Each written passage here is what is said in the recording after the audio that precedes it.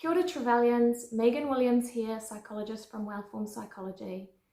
I'm here to chat with you all today about how we can continue to focus on our mental well-being at a time where our daily lives are under constant change due to coronavirus.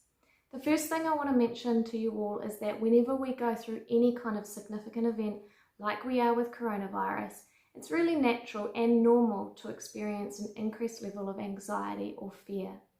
So it's more important now than ever before that we continue to engage in those behaviours or those activities that make us feel happy and healthy. I also want to remind you all to continue to think about the things that are within your control.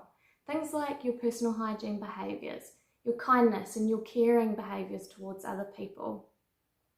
When we think about things that aren't within our control, we tend to think about worst case scenario. We overestimate how bad the consequences are going to be, and this can be really unhealthy in general.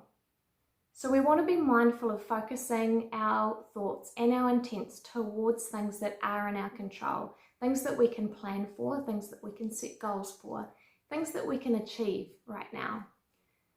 The second thing I want to talk about is our exposure to media.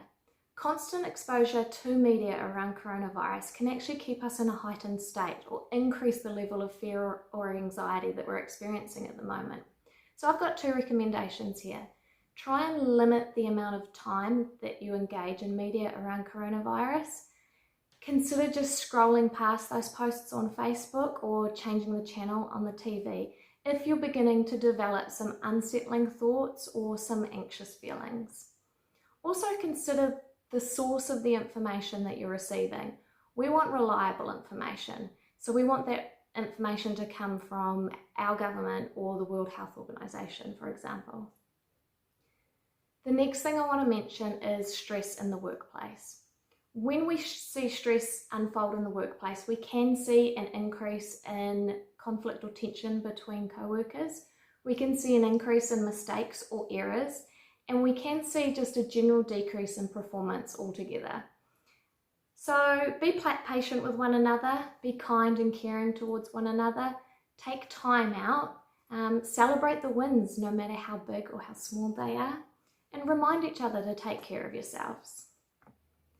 Some of you may be working from home at the moment, so I've got some recommendations around how we can do that in a healthy manner.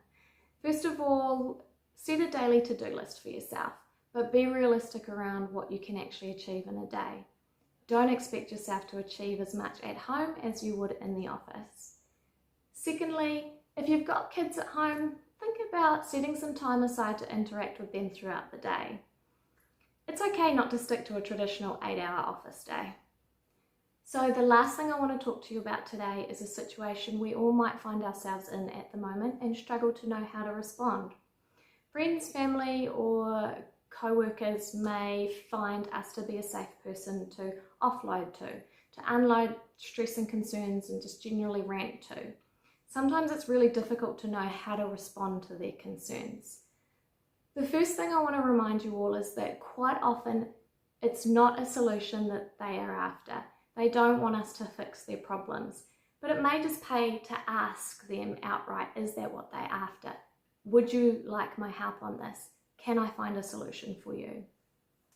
Generally though, they just want to be heard. They want to have their concerns and their feelings validated. So make sure you're actively listening to what they're saying. Another option is to remind these people that mental health helplines are currently still active. So they can call these helplines and talk to a registered professional about their concerns. If it is solutions that they are after, who better to get those from than a registered professional? That's all I have for today. I want to thank you, the Trevelyan's workforce, for the work that you continue to do as a part of the essential industries. This is a challenging time, but together we will all get through it. Please take care, and I'll see you soon.